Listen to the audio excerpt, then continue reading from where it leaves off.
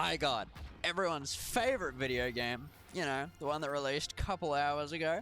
Pretty cool. Player counts dropped for like 80% in like 8 hours, so that's great. Made by the Titanfall and Apex devs because that's the only thing they had to brag about. What the fuck? Like, legitimately. So, Game of the Year awards. At the very end, Jeff Keighley, everyone's favorite little short man, Miss Piggy's little boy toy, Jeff Keighley, the one and only. He was like, we got one last special announcement. You know, these high cool people that you guys all like. Sure. Apex Titanfall. HIGHGUARD. Another hero shooter. Whoop whoop. Oh my god. Seriously, what were they thinking? They're going to release another free-to-play, microtransaction-filled cash grab of a game. It's got a horrible art style. They kind of just grabbed everything that they thought could have sounded cool and just rammed it together. You know, sci-fi, that's pretty cool. Medieval, that's pretty cool. What if we get like some Warhammer 40k type of Bastion thing? That's pretty cool. Let's just throw that in there without thinking about how it's going to affect the rest of the game. And then you get this just absolute mess, this mishmash. And then with all these crammed together styles, nothing seems unique.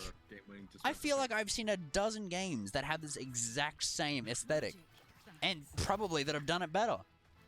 Like, the character designs are miserable. They're not as bad as Concord, but they're just forgettable.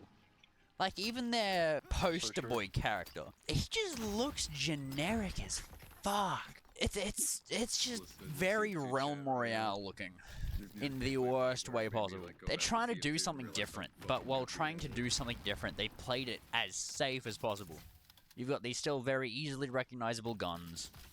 You've got character designs that, you know, just are uninspired and very by the books. You know, you've got your military guy. You've got your hotshot guy who's like all about his style. Gameplay-wise, base gunplay, it's pretty good. It's Titanfall devs. Like, they know how to make good gunplay. So the actual moment-to-moment shooting gameplay is fine.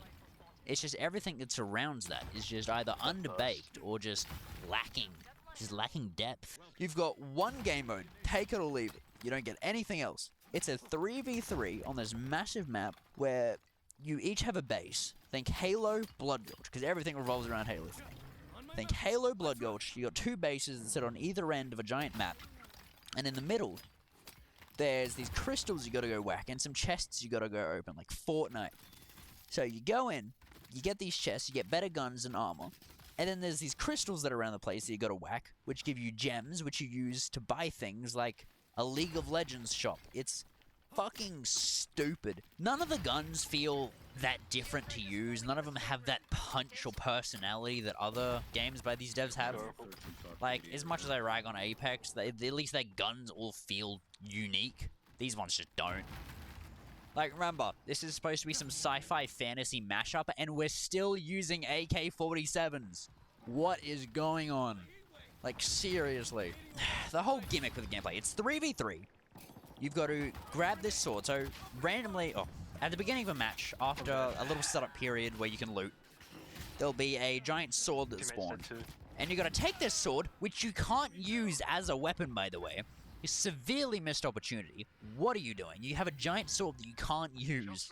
Like, okay, that's cool. And then you got to go to the enemy base. That sword will then summon a massive battering ram thing, and then you've got to go into the enemy base, and you've got to plant some Counter-Strike bombs on some weird floaty gem things, which damages it, I guess. Do that enough times, and then you will win the game. It's a fine concept, it's just executed terribly. The maps are way too big for 3v3, the time to kill is way too long, and all the characters' abilities just feel so inconsequential. I think there's, what, 2 characters that have abilities that will actually change the tide of gameplay? The rest kind of just annoyances that you can just move out of the way of. There's very few things that impact the gameplay to be like, oh shit, I need to move, or oh shit, we're gonna lose because this dude did one thing, like Overwatch or Rivals has.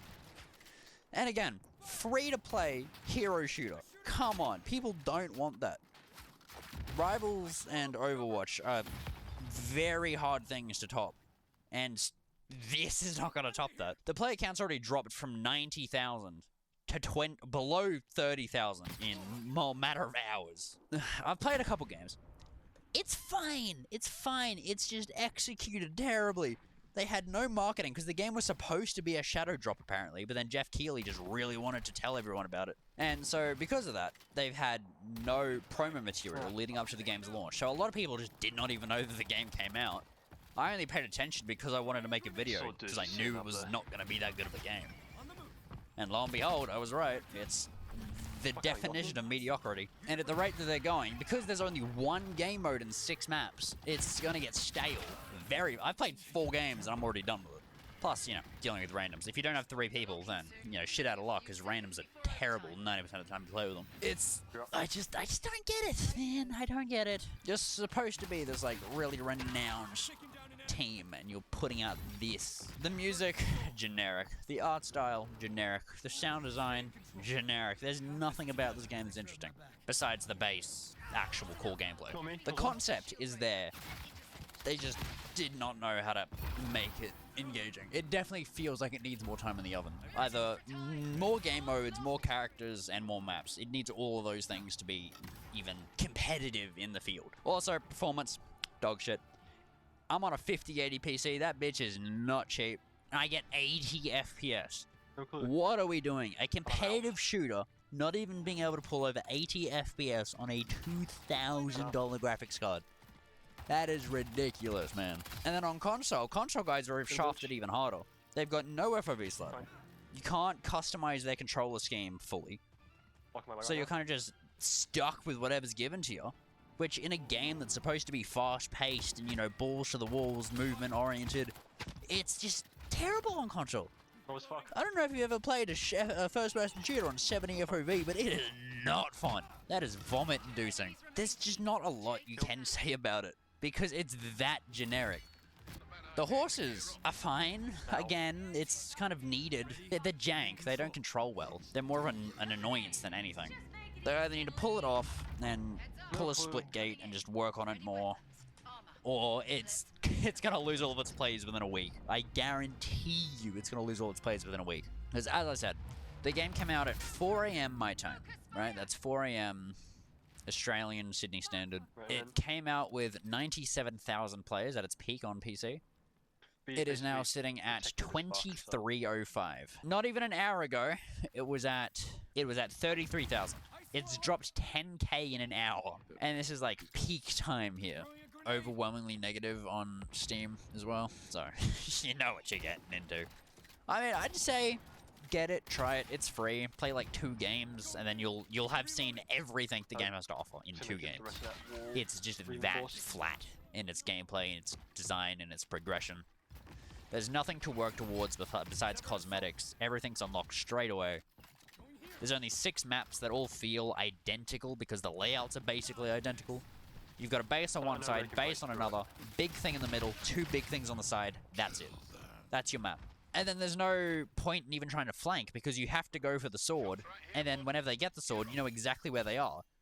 And with the horses, you can kind of cover that distance so fast that if you don't push them straight away, they're going to get to your base.